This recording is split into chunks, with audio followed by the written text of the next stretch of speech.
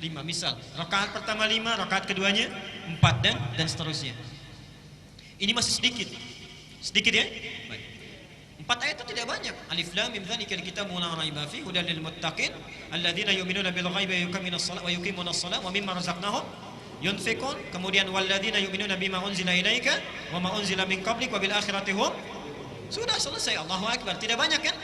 Baik. Tidak banyak. Ada yang kedua banyak, misalnya saya ingin menyelesaikan, maaf, misal saya sudah hafal surah Al-Baqarah 286. Dibagi 11 berapa?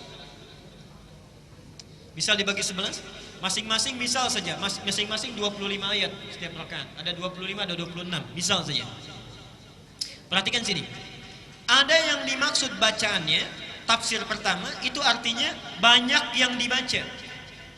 Jadi kalau antum banyak hafalan Qur'annya, diusahakan ketika tahajud, itu dipraktekkan hafalan Qur'an yang kita baca. Makanya ada manhaj dalam hafalan Qur'an, puncak kita mengulang hafalan kita itu ditunaikan saat tahajud. Jadi kalau hafalan Quran antum ingin kuat, ayo saat tahajud tunaikan malamnya, ulang kembali hafalan Quran kita. Jelas sampai sini? Jadi yang pertama sifat banyak bacaannya, banyak. Karena itu disebut di hadisnya panjangnya, disebut panjangnya. Ini satu. Yang kedua, kalau cuma hafal ayat-ayat atau surah yang singkat, misal saya baru hafal juz amma, juz ammanya pun bagian belakang, wadduha, alam nashrah dan sebagainya misalnya. Nah, maka berlaku ketentuan yang kedua, bagusnya dibaca dengan tartil sesuai dengan hukum tajwidnya. Jelas sampai sini? Kalau hafalnya sedikit, baca pelan-pelan, jangan terlalu cepat. Maaf, sifat bacaan itu ada 3 cara. Satu disebut dengan hadar. Hadar itu membaca Quran dijadikan 2 harakat panjangnya, cuma 1 detik. Misal, Alhamdulillahi Rabbil Alamin Ar-Rahmanir Rahim Maliki Yaumiddin. Di setiap 1 detik 2 harakat, itu disebut dengan qiraah hadr, cepat. Biasanya ini bacaan di salat sunnah yang berjamaah, tarawih misalnya, maka disunnahkan membaca yang ini, hadr. Yang kedua ada yang disebut mutawassit, pertengahan. Jadi 2 dijadikan 4 ya. 2 harakat dijadikan 4 harakat, 2 detik. Alhamdulillahi Rabbil Alamin Ar-Rahmanir Rahim Maliki Yaumiddin. Itu disebut dengan mutawassit, pertengahan. Itu sunnahnya digunakan dalam salat-salat yang fardu berjamaah. Jadi tidak terlalu cepat, tidak terlalu lambat. Adapun salat malam, kalau hafalan kita itu singkat, maka gunakan yang ketiga, tiwal, yang paling panjang, 6 harakat. Misal, sambil kita khusyuk mendekat kepada Allah, Alhamdulillahi Rabbil Alamin Ar-Rahmanir Rahim, sambil dihayati gitu ya. Itu insya Allah rumusnya, kata Aisyah, baca walaupun sedikit dengan bagus, ambil yang paling akhir. Jelas sampai sini? Nah, bacaan seperti itu yang akan menyentuh ke dalam jiwa. Kalau antum bangun malam tapi bacaannya kecepatan, itu juga tidak akan berpengaruh kepada jiwa. Jelas ya? Itu bagian pertama rumusnya. Di sunnah nabinya, kalau panjang bacaannya silahkan baca dengan qiraah yang hadar tadi, kalau banyak. Kalau pendek bacaannya, maka tingkatkan kualitas hukum tajwidnya. Jelas? Selanjutnya, itu dalilnya saya sebutkan. Yang kedua, gerakan yang dilakukan oleh Rasulullah itu begitu tenang. Begitu tenang. Subhanallah. Nanti lihat di riwayat Muslim nomor hadis 756. Riwayat Muslim 756. Itu disebutkan, subhanallah, perpindahan salat Rasulullah itu dari satu gerakan ke gerakannya itu tumaninah luar biasa, tidak terlalu cepat. Selesai misalnya, lam yalid wa lam yulad wa lam yakul lahu kufuwan ahad. Diam dulu. Diam dulu ya. Karena ada ketenangan di situ. Itu sunnahnya. Ada 2 diam yang harus dilakukan dalam fikih salat, sifat salat Nabi. 1 diam sebelum membaca Al-Fatihah, itu membaca iftitah atau istiftah. Yang kedua, diam setelah membaca surat sebelum kita ruku. Diam sejenak baru beliau bertakbir untuk ruku. Rukunya pun tenang sekali. Sampai-sampai puncaknya, maaf, pernah dengar hadis ini? Rasulullah salat sampai kakinya bengkak-bengkak. Sampai Aisyah terseduh-seduh melihatnya. Beliau sedang tertidur, tiba-tiba tergeser tangannya, kena kaki Rasulullah. bangun melihat suaminya sedang tahajud sampai kelihatan kakinya bengkak, subhanallah, sampai terseduh-seduh ketika salam. Tidak banyak orang tahu itu baru rakaat pertama. Baru rakaat pertama. Kata Aisyah, kenapa lahir hadis ini? Jangan tanya panjang dan bagusnya, karena panjangnya bacaan Nabi sekalipun cuma 3 surat. Surat itu yang dibaca Al-Baqarah, Ali Imran, An-Nisa. Itu satu. Dan ketika dibaca tartilnya luar biasa, ya. Hebatnya lagi itu baru bacaannya. Gerakannya jangan tanya panjang bagusnya gerakannya. Begitu rukunya lama, dirasakan mendekat kepada Allah, ya. Karena Nabi tahu kalau siang pasti sibuk dengan umatnya. Kapan lagi ketemu Allah kalau bukan malam? Karena itulah ketika salam ditanya oleh Aisyah, "Ya Rasulullah, lima hakadha?" Rasulullah, kenapa mesti seperti ini? Ya. Alam takun madmunan, alam takun maksuman? Bukankah engkau telah dijamin masuk surga dan bebas dari kesalahan? Apa jawab Nabi? Afala akunu abdan syakura? Apa aku tidak boleh menjadi hamba yang bersyukur? Jadi sunnahnya kalau antum ingin menunaikan tahajud, satu, lihat rumusnya ya. Bacaan bukan sekedar dibaca, tapi dihayati apa yang kita baca. Jadi kalau bisa sebelum kita baca dulu terjemahannya, tahu artinya. Jadi begitu kita membaca, hati langsung menghayati. Yang kedua, lakukan gerakan dengan tumakninah, karena setiap gerakan itu ada doa-doa yang dikabulkan. Contoh, dalam ruku Nabi melarang membaca Quran karena di situ ada potensi doa yang bisa dikabulkan. Dalam sujud bahkan Nabi menyampaikan hadis riwayat Ibnu Abbas, ya, keadaan antara hamba dengan Allah yang paling dekat itu saat sujud, wa huwa sajidun fa aktsirud doa, maka perbanyak doa saat sujud. Subhanallah, antum berada langsung bersama Allah di keheningan malam. Bahkan hadisnya qudsi, Allah sedang menunggu, kenapa tidak kita manfaatkan? Kalau orang tahajudnya benar, itu 2 rakaat saja bisa lebih daripada 15 sampai 20 menit barangkali. Enak gitu jalannya. Yuk lanjutkan. Sekarang berapa jumlah rakaatnya? Pelan-pelan. Kaidah umumnya, tahajud itu tidak memiliki batas rakaat. Kaidah umumnya. Oke? Nabi pernah menyampaikan dalam hadis riwayat Ibnu Umar, ini saya sampaikan dalilnya, yang ini saya langsung tuliskan karena tidak banyak orang yang biasa mendengarnya. Lihat di sini ringkasan dalilnya. Ada di Al-Bukhari nomor hadis 460, Muslim 1782 dan At-Tirmidzi nomor hadis 437. Dari Ibnu Umar, lihat rumus pertamanya. Salatul laili, salat malam itu cara menunaikannya masna. Silakan lakukan dengan 2-2. Jadi 2 rakaat salam, 2 rakaat salam. Okay. Fa idza khashiya ahadukumus subha shalla rak'atan wahidatan tutiru lahu ma qad shalla. Kalau sedang menunaikan 2-2 itu tiba-tiba tidak sadar sudah dekat ke subuh, sudah dekat subuh, maka langsung tutup dengan sekali witir. Jadi aturan umum salat tahajud itu yang dilakukan di malam hari itu umumnya tak terbatas jumlah rakaatnya. Kalau itu ingin dilakukan maka mulai lakukan dengan 2 rakaat. Jelas sampai sini? Di 2 rakaat salam, 2 rakaat salam. Tiba-tiba kita akan bangun lagi, misalnya datang fajar, lebih dekat fajar, cukup bangun tunaikan 1 rakaat dan itulah disebut dengan witir sebagai penutup. Jelas sampai sini? Baik. Adapun yang sering dilakukan Nabi, walaupun Rasulullah menyampaikan umumnya kepada para sahabat, kenapa hikmahnya menyampaikan 2-2? Karena Nabi tahu kalau sahabat diajarkan satu amalan pasti akan ditiru itu. Pasti akan ditiru. Pertanyaan saya, apakah semua orang bisa meniru Nabi? Belum tentu. Memang 2 rakaat, tapi rakaat pertamanya Al-Baqarah, Ali Imran, An-Nisa misalnya, belum tentu bisa ikut. Belum tentu bisa ikut. Karena itu diberikan kemudahan oleh Rasulullah. Yang biasa dilakukan Nabi, lihat sini. 1, Nabi kadang sholat dengan 13 rakaat. Kadang 13 rakaat. Ini yang biasa dilakukan oleh Rasulullah. Ini kalau tinggal beliau di rumahnya Maimunah. Di rumahnya Maimunah. Hadisnya sahih, di antaranya di Abu Daud nomor hadis 1367. 1367. Ini langsung diriwayatkan oleh Ibnu Abbas dan saat itu Nabi sholatnya bersama Ibnu Abbas.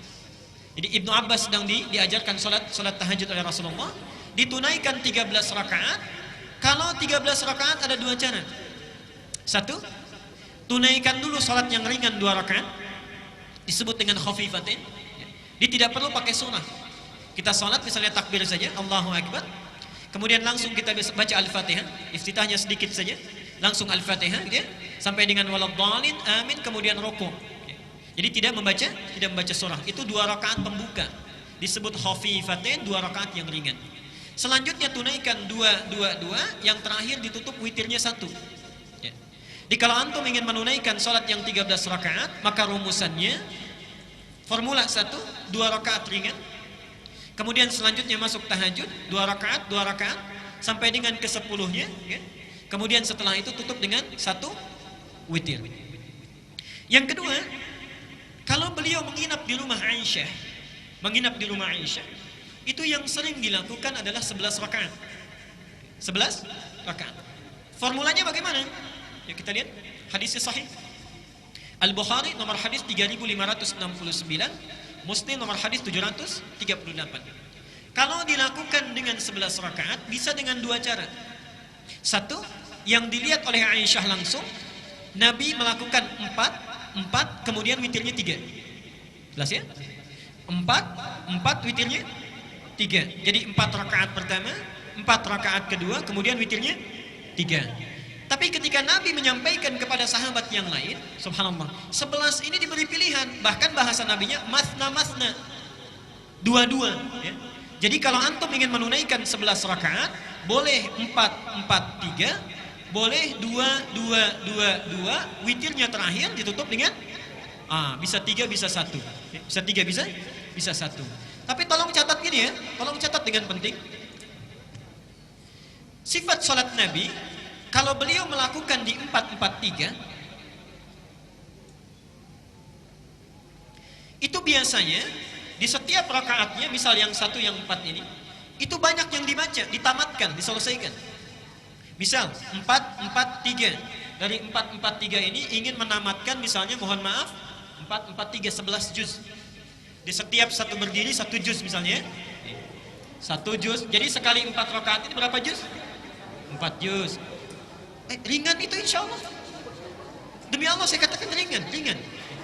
Ketika antum berdiri ringan itu ya, insya Allah. Yang berat berdirinya. Lihat sini sebentar. Perhatikan sini ya. Ini 4, ujungnya 3. Tapi kalau dipecah oleh beliau menjadi 2, kemudian 1 atau 3, perhatikan rumusnya. Ini sebetulnya rumus untuk memudahkan supaya kita tidak berdiri terlalu lama kalau tidak kuat. Contoh, ini kan 4. Antum tahan nggak berdiri sampai 4 juz?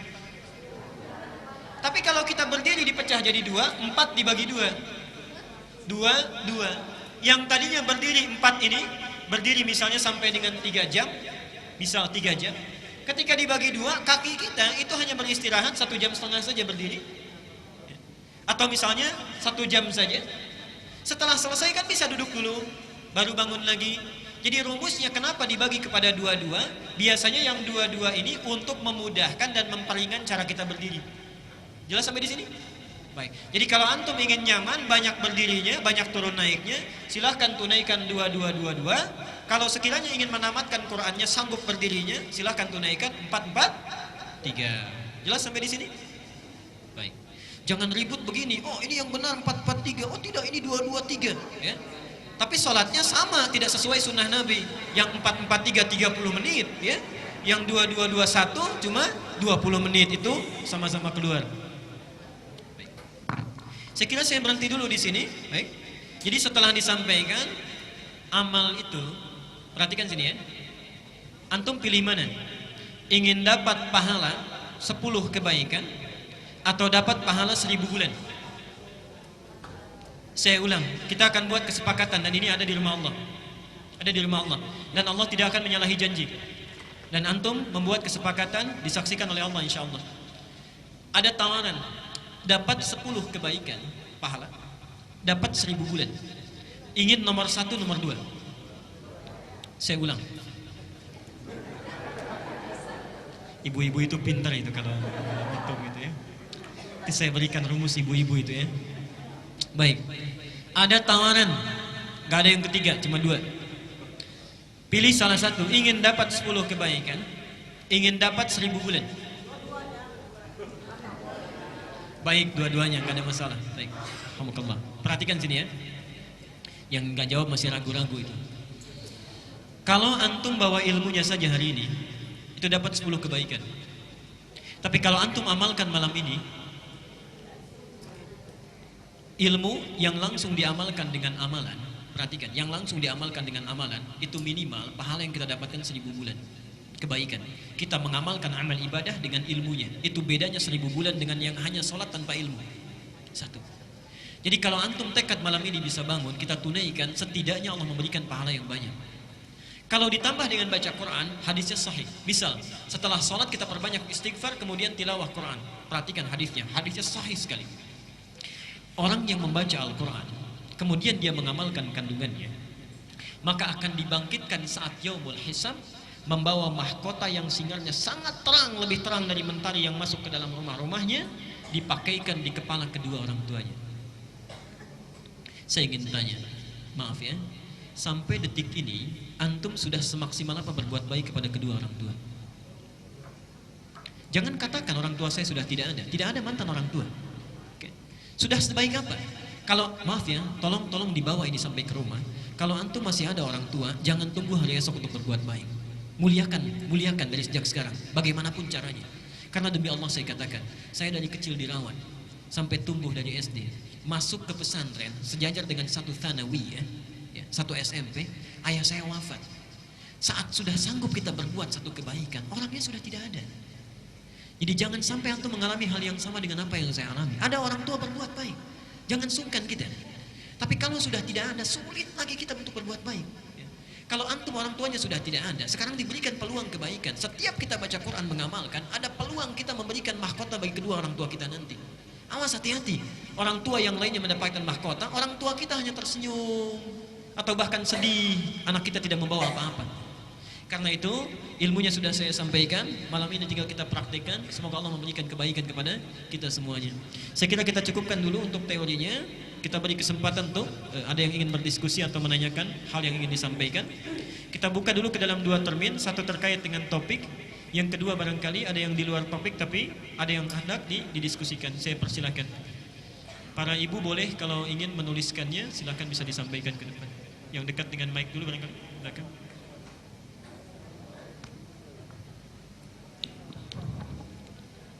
Assalamualaikum warahmatullahi wabarakatuh. Assalamualaikum. Yang pertama, saya pengen tahu tentang dalil sholat tahajud berjamaah. Baik. Kalau tahajud ada berjamaah, apakah ada sholat duha berjamaah? Baik. Yang kedua, kebanyakan sahabat kita mendalili sholat tarawih itu justru mengambil dalil yang 11 rakaat sholat tahajud. Jadi mohon keterangan tentang tarawih itu sendiri. Terima kasih. Baik. Bagus pertanyaannya, saya langsung jawab dulu ya supaya tidak terlupakan. Dalil salat tahajud berjamaah boleh atau tidak? Bapak Ibu sekalian, tidak ada dalil yang sangat tegas yang mengatakan bahwa tahajud itu boleh berjamaah atau tidak berjamaah. Para ulama hanya melihat bagaimana perilaku Nabi dan contoh Nabi SAW dalam menunaikan ibadah ini. Terlihat dalam sekian riwayat, kebanyakan sholat tahajud yang dilakukan oleh Rasulullah itu dilakukan dengan sendirian. Tapi pernah Nabi melakukan sholat berjamaah dan dilakukan dengan Ibnu Abbas. Dalilnya bisa buka Pak di Abu Daud, karena Bapak tadi minta dalil. Abu Daud nomor hadis 1367. Ya. Ibnu Abbas satu kali menginap di rumah bibinya Maimunah. Kemudian ingin melihat bagaimana sifat bangunnya Nabi dari tidur sampai beliau menunaikan tahajud. Ditunggu di depan kamarnya, kata Ibnu Abbas, saya melihat Rasulullah kalau bangun dari tidur duduk dulu, mengusap bekas ngantuknya. Kemudian berdoa, membaca 10 ayat terakhir Ali Imran. Lalu ketika keluar, ditepuklah Ibnu Abbas. Kemudian berwudu diajarkan, sampai kemudian dibimbing, diajak Ibnu Abbas menunaikan sholat tahajud. Itulah sebabnya menyampaikan sholatnya 13 rakaat. Yang menarik Pak, saat Ibnu Abbas diminta sholat di samping Nabi, sudah takbir, pindah ke belakang. Lihat, anak usia 4-5 tahun, pindah ke belakang. Lalu ketika selesai, baru rakaat pertama selesai, Rasulullah berbalik, ditanya oleh Rasulullah, kenapa engkau pindah ke belakang? Kata Ibnu Abbas, perhatikan, saya malu sholat berada di samping orang yang sangat dicintai oleh Allah. Seakan-akan anak kecil ini sangat peka sekali. Ini orang, imam saya, sedang mendekat kepada Tuhan yang sangat dicintainya. Saya nggak mau ganggu, saya mau ke belakang aja. Anak kecil, bayangkan, anak kita ada di mana? Anak kita ada di mana? Baik, Bapak, Pak, saya ingin ingatkan ya, termasuk Ibu, mohon maaf. Abbas itu, rahmatullah, itu satu di antara paman Nabi. Nabi punya 11 paman. Beliau dari 11 ini 2 masuk Islam. Satu Hamzah, kedua Abbas. Abbas ini seorang pengusaha yang sangat sibuk, Pak. Ya, pekerjaannya banyak. Tapi beliau sadar bahwa, mohon maaf, saya ini terlambat untuk mendapatkan Islam. Tidak punya cukup waktu untuk mendekat kepada Allah melalui Quran, apalagi menghimpun hadis Nabi. Kalau saya pernah tidak mendapatkannya, anak saya satu harus bisa. Anak saya satu harus jadi. Apa yang terjadi? Kompak dengan istrinya, anak pertamanya Fudail diminta menemani kebutuhan Rasulullah sampai yang mengambil air wudhu Rasulullah saat akan wafat, saat akan meninggal, itu anaknya Abbas, nomor 1. Anak keduanya itu Abdullah, lahir 3 tahun sebelum hijrah. Subhanallah.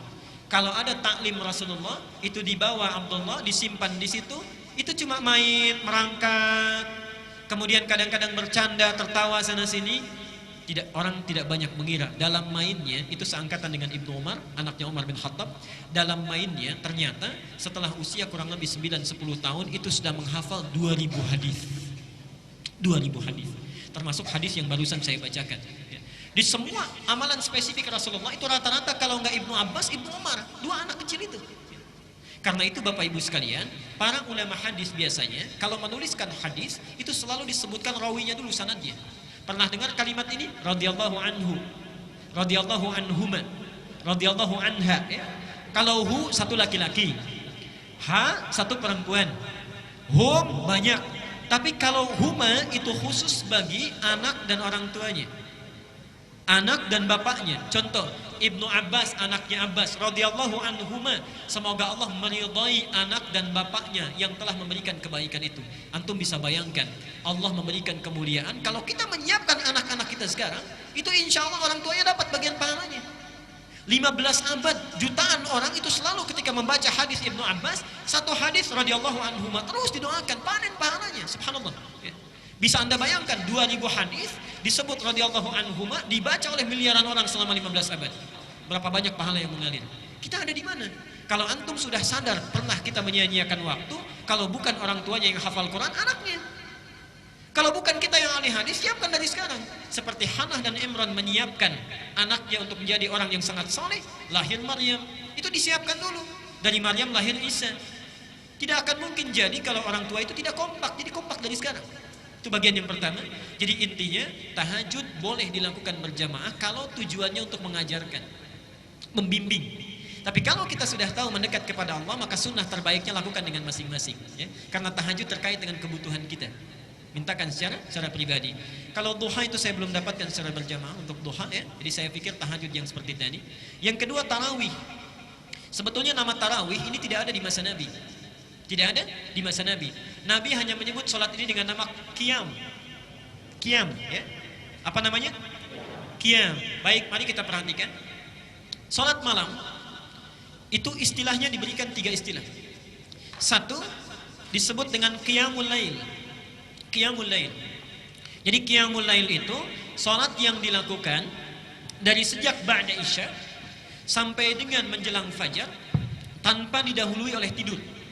Jadi kalau antum bangun di ba'da isya itu, ya, tidak tidur dulu kemudian sholat, itu disebut dengan qiyamul lail. Yang kedua, ada yang disebut dengan tahajud.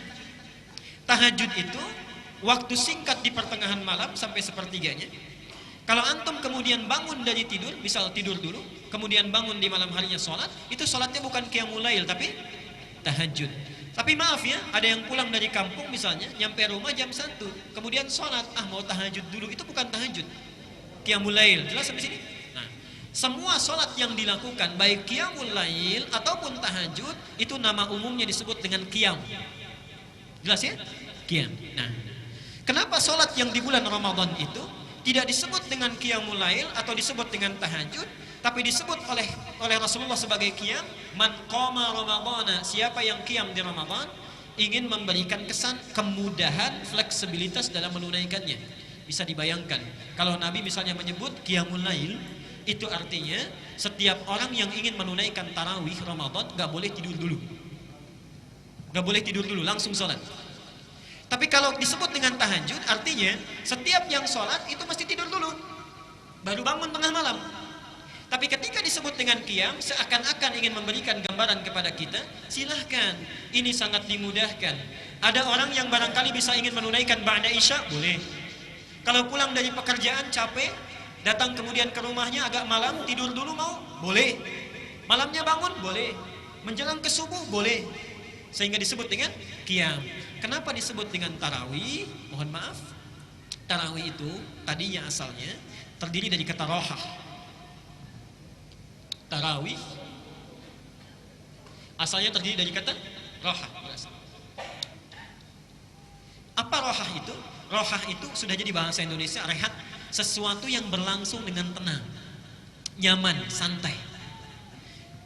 Kalau sesuatu dilakukan sekali saja, maka disebut dengan rohah. Kalau berkali-kali, dijamakkan menjadi tarawih.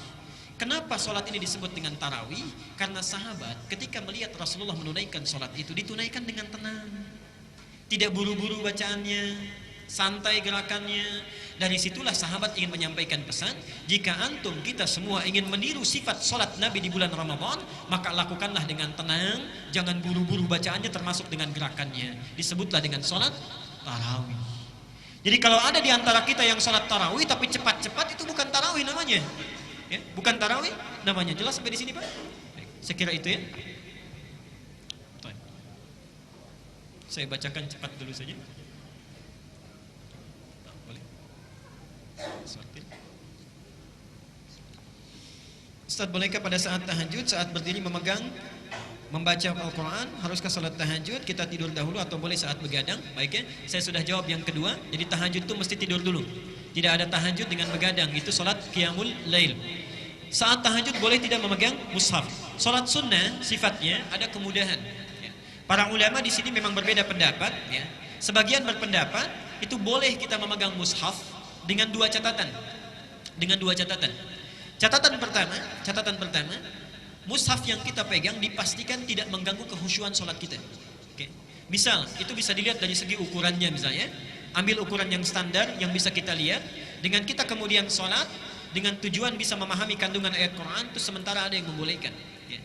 Yang kedua, memegang mushaf ini tidak digunakan pada saat, hati-hati, pada saat sholat wajib walaupun sendirian, atau sholat sunnah yang sifatnya jamaah dan posisinya menjadi imam. Posisi menjadi imam. Hati-hati ya, sering terjadi di masyarakat, mohon maaf ya, imamnya di depan itu disimpan mushaf yang besar. Kemudian setiap surat pindah dipindahkan. Nah itu sebetulnya dalam fikih sholat itu tidak boleh. Karena syarat menjadi imam itu hafal apa yang akan dibaca. Kalau belum hafal tidak perlu jadi imam, naik yang lain. Karena itulah ketika dia lupa yang di belakang mengingatkan, itu fikihnya. Ya. Nah tapi kalau jadi makmum itu boleh memegang di belakang untuk sekedar meresapi bacaan imam. Itu syaratnya hanya sholat sunnah saja. Kira itu. Selanjutnya.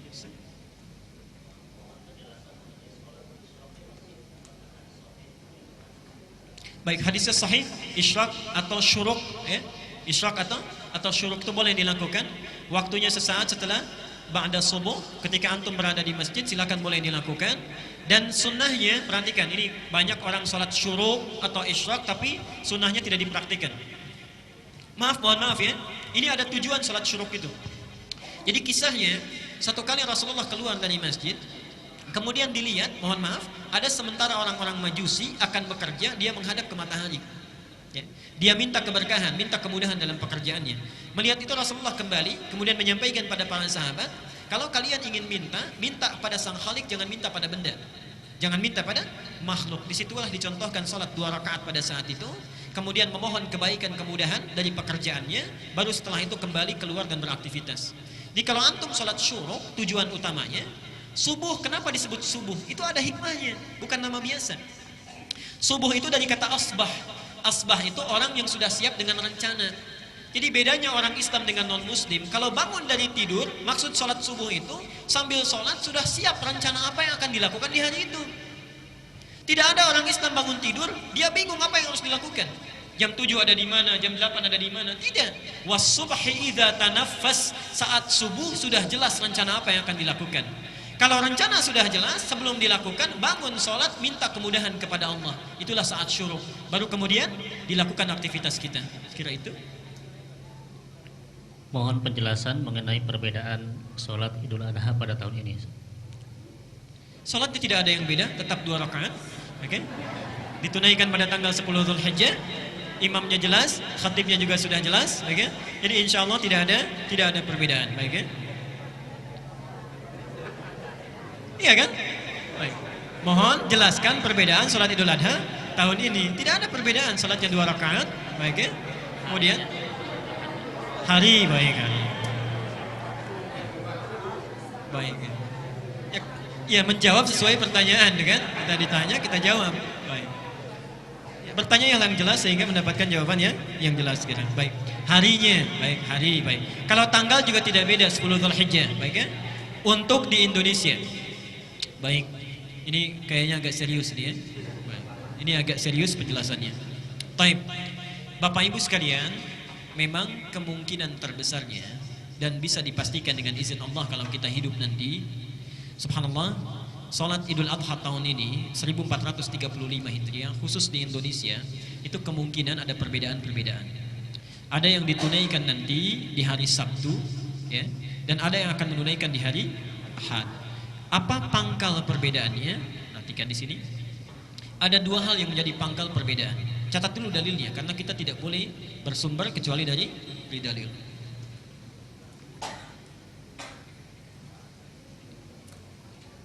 Ini saya agak panjang nih ya, mohon maaf, sebentar saja.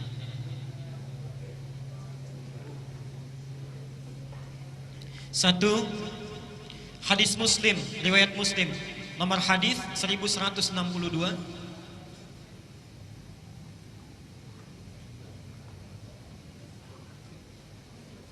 Satu ini sudah? Baik. Yang kedua, kita teruskan dulu. Saya ambil 2 saja sebagai contoh cepat saja karena waktu kita terbatas. Quran surat An-Nisa. Saya tuliskan hadis dulu karena ini nanti terkait erat setelahnya. Ayat 59. Yuk pelan-pelan. Nabi ditanya tentang puasa Arafah. Di riwayat lain disebutkan Nabi menyampaikan langsung, "Siyamu yaumi Arafata anni ahtasibu 'ala Allah an yukaffira sanati allati qablahu wa sanati allati ba'dahu." Siyam yaum Arafah. Ini. Kalau puasa Arafah dilakukan kapan? Tanggal 9 Zulhijjah. Baik. Tolong simpan dulu ini ya, simpan dulu ini. Baik, saya tangguhkan sebentar karena ini persoalan susulan yang kedua yang pasti ditanyakan. Saya ingin fokus dulu jawab kepada yang tadi disampaikan. Perhatikan sini. Kenapa? Intinya begini. Kenapa kita dengan di Saudi itu beda? Ya kan? Di Saudi tanggal berapa? Tanggal berapa nanti? Baik, 9, 10 Dzulhijjah salat Idul Adha-nya. Jatuhnya hari apa? Jumat wukufnya, salat Idul Adha-nya Sabtu. Baik. Pemerintah Indonesia memutuskan salat hari Idul Adha-nya hari. Sekarang perhatikan di sini, sebentar saja. Ini kan pertanyaan intinya. Nanti ini hukum susulannya. Perhatikan sini. Kenapa bisa berbeda? Padahal menariknya, bukankah saat puasa sama? Antum coba lihat ke belakang. Bukankah saat puasa sama kan? Saudi dengan Indonesia itu sama kan mengawalinya? Kenapa saat Idul Fitri bisa sama, Idul Adha bisa berbeda? Nah, karena memang pendekatan yang dilakukan, metode menetapkan hari raya awal puasa oleh Saudi dan pemerintah Indonesia itu beda metodenya. Beda metodologinya. Lihat sini. Tolong catat betul keterangan saya ini karena ada yang keliru dalam memahami sampai menyampaikan ini tidak baik. Sampai mengatakan bahwa mohon maaf ya, Saudi itu katanya suka mengada-ngada. Kalau wukufnya dekat ke hari Jumat ditarik ke Akbar. Ya? Ada pernyataan seperti itu ya sekarang. Itu tidak tepat ya. Mari kita lihat. Cara menentukan di Saudi penanggalan itu dibagi 2. 1, ada sistem penanggalan hisab yang menggunakan kalender Ummul Qura. Kalender Ummul Qura. Jadi Saudi itu kalau menghitung kegiatan harian itu pakai hisab Ummul Qura. Tapi khusus untuk menetapkan 3 hal, awal puasa, Idul Fitri dan awal Dzulhijjah itu ditetapkan ketentuan ru'yat.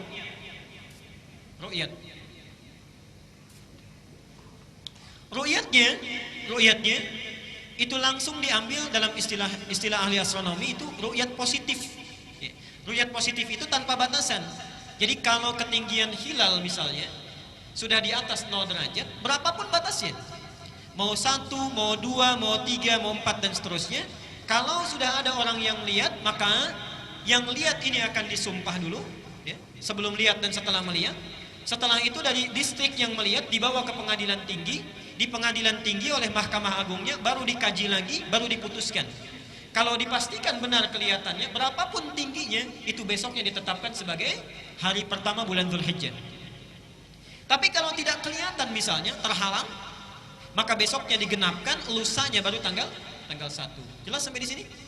Baik, sekarang perhatikan sini. Saya berikan perbandingan. Ini Saudi, Indonesia.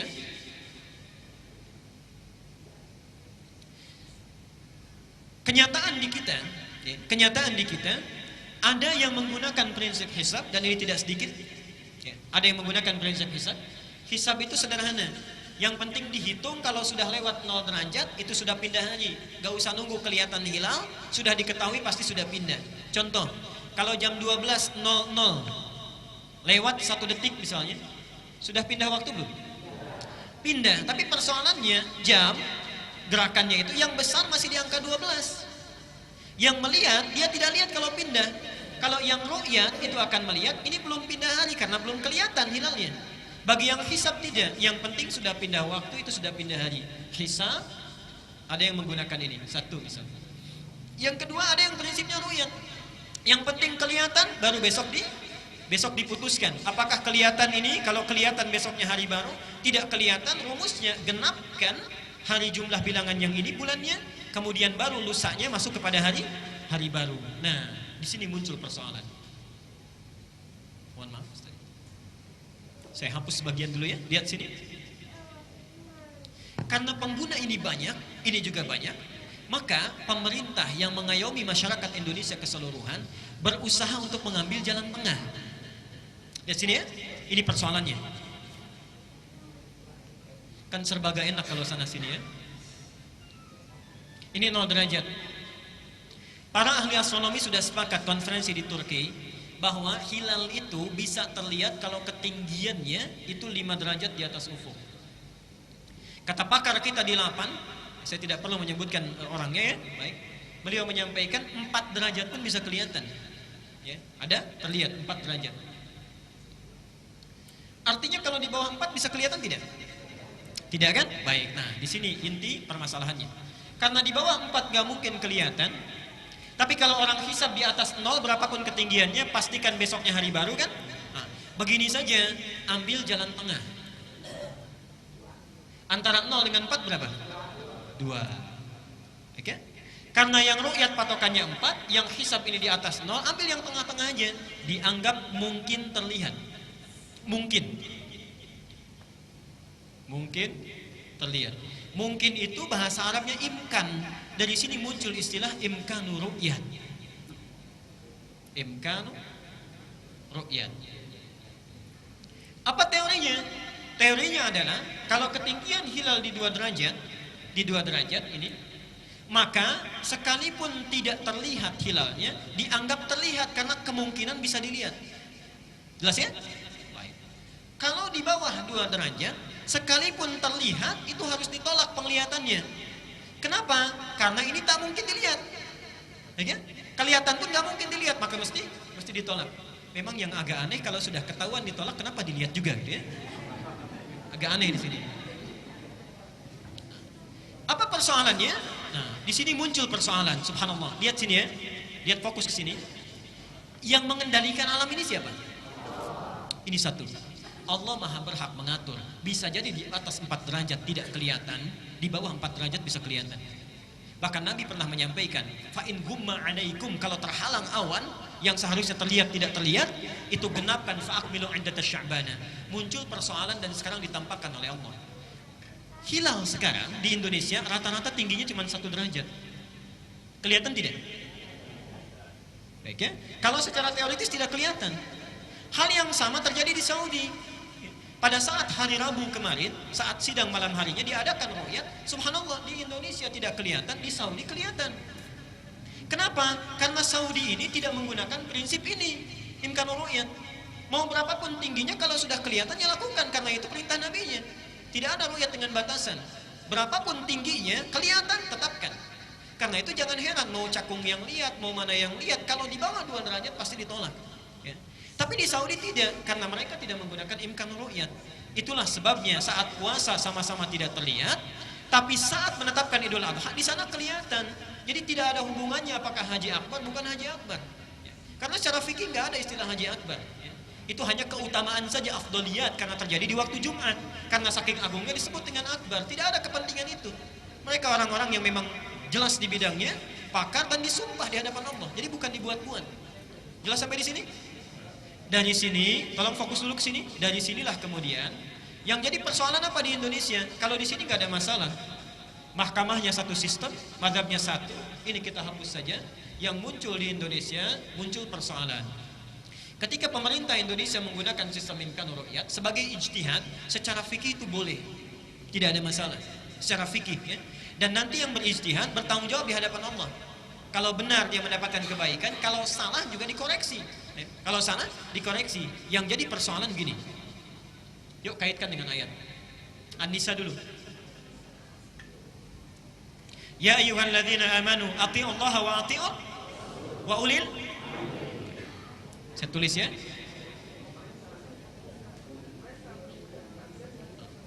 Kalau Bapak mau mengomentari dulu silahkan, saya tunggu ya.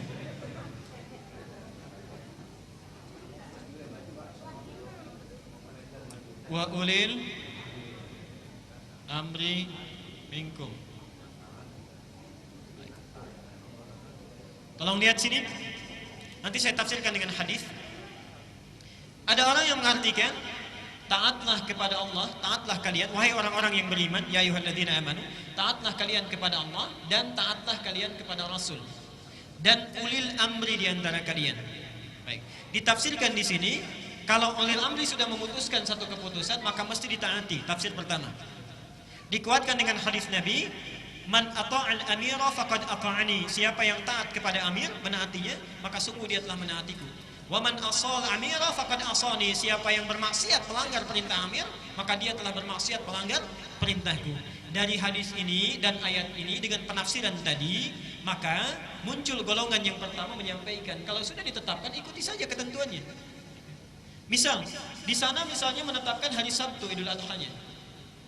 Pemerintah dengan pendekatan ini menetapkan hari Ahad. Karena ini ijtihad tidak ada masalah. Tidak ada masalah, silakan ikuti hari Ahad misalnya. Kemudian di sini keputusan pemerintah, ikuti hari Ahad dengan dasar kita menaati amir karena adanya perintah dari Quran dan sabda Rasulullah SAW. Ini bagian pandangan yang pertama. Pandangan yang kedua, ketika muncul metode ini tidak mudah menerima ini. Tidak mudah menerima ini. Dari sisi apa? Satu, ini tidak ada hubungan dengan Saudi dengan yang lainnya. Satu, yang diperintah dari Quran itu menaati Allah dan Rasulnya. Artinya Quran dengan sunnah. Lihat sini. Ketika Allah menyebutkan taat pada Allah, kalimatnya ya ayyuhalladzina amanu athi'ullah. Yang kedua, wa athi'ur, artinya taati segala ketentuan Allah dalam Al-Quran. Yang kedua dalam sunnah Nabi SAW. Kemudian jangan diputus wa ulil amri minkum. Wa ulil amri minkum. Ada yang mengartikan dan taat pada pimpinan. Pertanyaan saya, kenapa ketika menyebut ulil amri kalimat taatnya hilang? Lihat sini ya, fokus sini. Ya ayyuhalladzina amanu athi'ullah, taatnya ada. Wa athi'ur rasul, taatnya ada. Tapi ketika menyebut ulil amri, wa-nya wawu ataf, kalimat ini hilang. Kalau ada kalimat taat artinya antum jangan berkomentar, tidak ada pilihan, yang penting lakukan itu saja. Karena kalau Allah dan Rasul memutuskan tidak mungkin jelek bagi umat, selalu baik. Tapi ketika diikat ketaatan kepada ulil amri, atiunya hilang, tersisa wawunya saja, ini tidak ada penafsiran lain. Semua ulama tafsir mengatakan, lihat tafsiran di kitab-kitab tafsir, ini artinya ataf ini ataf muqayyad yang mengikat sepanjang keputusan ulil amri itu sesuai dengan hukum Allah dan Rasulnya. Jelas ya? Kalau sepanjang sesuai dengan hukum Allah dan Rasulnya, kita tidak ada pilihan, boleh ikuti. Jelas sampai di sini? Hadis tadi pun belum selesai. Hadis tadi diteruskan, hadisnya masih di Muslim, dan tidak ada la ta'ata fil maksiyah, dan tidak ada ketaatan dalam hal maksiat, yang artinya yang menyalahi perintah Allah dan Rasulnya. Yang jadi persoalan, ada yang menyebut bahwa, mohon maaf, ini imkan ru'yat, ini tidak ada tuntunannya. Yang ada ru'yat dengan hisab. Pilih sebetulnya salah satu, kenapa menyulitkan? Dan umat di Indonesia itu kan bukan ormas, bukan A, B dan sebagainya. Ini kepentingan umat Islam. Sebetulnya sederhana, pemerintah pilih salah satu yang paling maslahat. Kalau menggunakan hisab atau ru'yat, selesai masalah. Sudah, pilih satu, wajib taat, tidak ada pilihan lain. Antum tidak boleh taat kepada A, B, C dan sebagainya. Kalau pemerintah sudah memilih sesuai hukum Allah dan Rasulnya, tidak ada pilihan lain. Yang jadi persoalan, ini hisab bukan, ru'yat bukan. Jadi lahirlah hasil yang bukan-bukan. Di sini muncul persoalan, ada turunan-turunannya. Jadi dari sini disimpulkan oleh para ulama kita, sederhana saja. Kalau antum memilih mengikuti ini dengan dasar ketaatan pada Allah tadi dan yakin, itu tidak ada masalah, silakan. Dan jangan saling mencela. Ingat ya, mohon maaf, ingat. Salat Idul Adha hukumnya apa? Tapi mencela orang, mencemooh, menyudutkan itu haram hukumnya. Jangan sampai dapat sunnah tapi dosanya ganda, haram. Jelas ya? Disilakan kalau antum pilih ini yakin, misalnya ya Allah saya yakin dengan hari Ahad, silakan Ahad lakukan Idul Adha. Kalau yakin dengan Sabtu, bismillah Sabtu lakukan, karena hukum kita ikuti. Tapi masalahnya, maaf, kalau yang hari Sabtu Idul Adha, puasa Arafahnya tanggal berapa? Hari Jumat kan? Sekarang muncul ide-ide unik dan cemerlang. Unik dan cemerlang.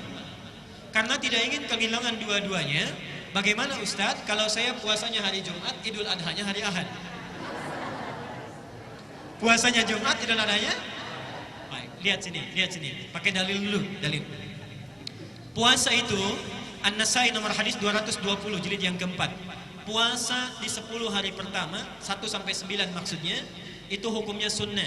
Jadi jangankan tanggal 9-nya saja, tanggal 1-nya sudah boleh puasa. An ba'di azwajin Nabi sallallahu alaihi wasallam qalat, dari sebagian istri Rasulullah SAW mereka menyampaikan, karena Rasulullah SAW yasumu tis'an min Dzulhijjah.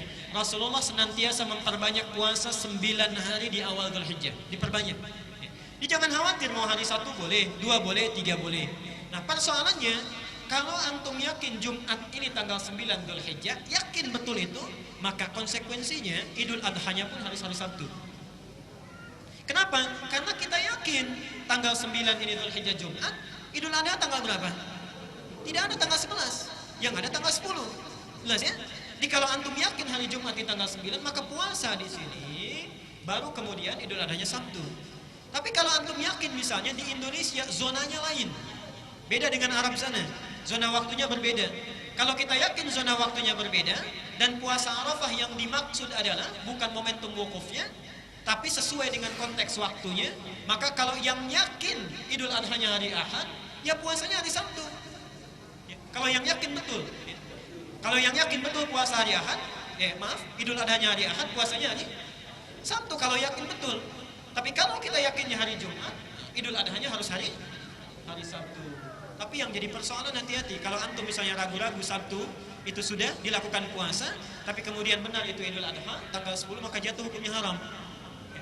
Karena itulah Al-Ihsan mengambil kesimpulan sebaiknya diambil puasanya hari Jumat, kemudian Idul Adhanya hari Sabtu. Gak apa-apa, yang salah sudah nggak puasa Idul Adhanya hari Senin, itu salah.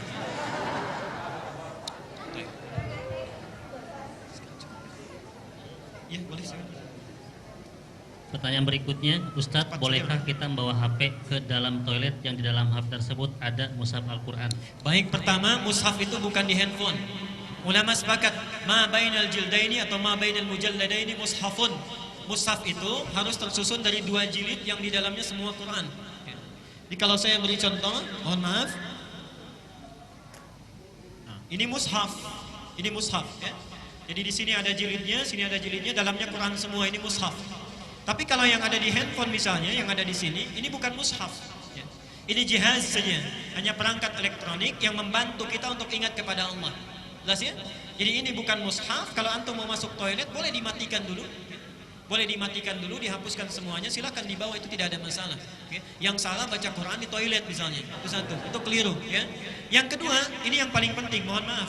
Saya tadi dengar di beberapa tempat atau di satu tempat ada ringtone yang di set itu menggunakan kalimat-kalimat Allah. Ada yang boleh, ada yang tidak. Yang tidak boleh, misal, mohon maaf ya, Al-Quran itu tidak boleh jadikan ringtone handphone. Azan itu tidak boleh. Azan misalnya kan, saya sering dengar ada iqamah, ada azan, Allahu Akbar, misalnya ringtone-nya, itu tidak boleh. Kenapa? Kata para ulama, sepakat Darul Ifta yang ada di Mesir ataupun yang di Saudi menyampaikan bahwa khawatir kalimat Allah itu terputus di situ maknanya. Antum baca misalnya, Qul huwallahu, dijawab oleh kita. Ketika handphone kita bunyi, Qul huwallahu, dimatikan oleh kita, dijawab halo. Yang tadinya Qul huwallahu ahad menjadi Qul huwallahu halo. Salah itu ya, makna bisa lain. Sama dalam azan juga begitu, kalimat bisa berubah. Karena itu antum yang settingan handphone yang menggunakan kalimat thayyibah berupa Quran atau azan, coba di set kembali. Silakan Ustaz. Bagaimana jika puasa Dzulhijjah hanya tanggal 9-nya saja? Tidak ada masalah, ya, tidak ada masalah. Itu yang diprioritaskan. Boleh tanggal 1, 2, 3 dan paling maksimal tanggal 9. Ustadz, 2 rakaat yang ringan itu termasuk dihitungan rakaat tahajud? Baik, ini ada dua pendapat. Satu ada yang memasukkan, yang kedua memisahkan. Yang paling sahih di sini memisahkan antara tahajud ini disebut dengan khafifatain, tapi tetap disebut dengan 13 rangkaiannya.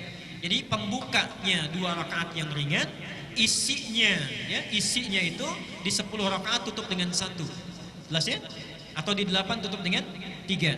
Saya kira itu. Kalau sholat tahajud dengan membuka untuk membaca Al-Quran, boleh enggak? Karena tidak hafal, surat boleh dibaca berulang-ulang atau tidak? Baik, dalilnya Quran surah Al-Muzammil ayat ke-20 ya. Dilihat di situ, faqra'u ma tayassara minal Quran. Tahajud yang paling bagus itu baca yang paling mudah, yang paling ringan kita baca. Jadi kalau antum belum hafal Quran, hafal, baca yang hafal ya. Yang kedua, kecuali kalau berniat untuk mengulang-ulang Quran. Berniat mengulang-ulang Quran itu boleh memegang mushaf dengan catatan yang tadi ya. Saya percepat. Pertanyaan terakhir, di kampus kami setiap tahunnya mengadakan acara Idul Kurban, namun hewan kurban yang didapat berasalkan dari dana fakultas yang mana tidak sesuai persyaratan kurban, yaitu kambing untuk 1 orang, sapi untuk 7 orang. Nah, bagaimana Ustadz, apakah hal tersebut boleh dilakukan meskipun pemotongan yang kurbannya hanya tergolong sedekah? Yang kedua, setelah kami melakukan pemotongan hewan kurban, biasanya tukang jagalnya membeli kepala sapinya, boleh atau tidak? Baik, Masuk bagian boleh. yang pertama saya ingin sebutkan, saya juga cantumkan di buku saya itu, nanti barangkali Alexan bisa membagikan setelah ini. Yang pertama, persoalan berkorban itu harus dipisahkan. Korban itu ibadah personal, dengan atas nama personal ya, walaupun cakupannya banyak. Kalau dari instansi pemberian itu bukan kurban. Dari instansi itu sedekah. Misal perusahaan memberikan kepada kita, silakan yang dipotong saat kurban. Itu bukan kurban, itu sedekah ya. Yang makan boleh siapa saja. Tapi kalau misal nih instansi memberikan uang tertentu kepada seseorang atau dari kampus, diberikan misalnya menjadi bagian penerimaan, diberikan untuk kurban, itu boleh. Diberikan untuk kurban, itu boleh. Jadi sudah menjadi hak pribadi, diberikan hewan kurban atas nama dia, itu boleh. Disedekah dari pihak instansi kepada dia, dari dia diberikan hewan menjadi hewan kurban, itu boleh dilakukan. Yang terakhir, hadis sahih riwayat Ali bin Abi Thalib, tidak boleh memperjualbelikan bagian-bagian dari hewan kurban. Tidak kulitnya, tidak kepalanya, tidak lemaknya dan sebagainya. Dan mohon maaf, tidak boleh menjadikan bagian hewan kurban sebagai upah bagi pemotongan. Ingat ya, tidak boleh menjadikan bagian hewan kurban sebagai upah dari pemotongan. Lihat hadisnya, kata Ali bin Abi Thalib, amarana Rasulullah sallallahu alaihi wasallam an nukhrija min indina. Nabi menyampaikan, mohon sebentar. Nabi menyampaikan sunnahnya, kalau ingin, ini sunnah Nabi ya, sunnahnya kalau ingin berkorban, keluarkan biaya kurban terpisah, kemudian keluarkan biaya operasional menambah itu. Jadi kalau ada panitia misalnya mematok harga kambing 2 juta, 100 ribu untuk operasional, justru itu sesuai dengan sunnah. Hadisnya ada sesuai dengan sunnah. Jadi silahkan itu bisa digunakan. Jangan gunakan dari bagian hewan kurban, kecuali yang pemotong ini dianggap atau diberikan sebagian bagian dari mustahik. Contoh, misal ketika dia sudah memotong, Pak ini untuk bapak saja misalnya, itu boleh. Boleh, kalau diberikan boleh, tapi kalau dijadikan alat transaksi itu tidak boleh. Yang terakhir, ini yang paling penting, bagi yang berkorban, hewan kurban bisa dibagi ke dalam 3 bagian. Catat betul ini. Satu, untuk sahibul Quran, sahibul kurban, bila dia mau menerimanya, sahibul kurban. Bagiannya sepertiga. Tapi tolong garis bawahi, sepertiga ini bukan sepertiga bagian dari hewan kurban.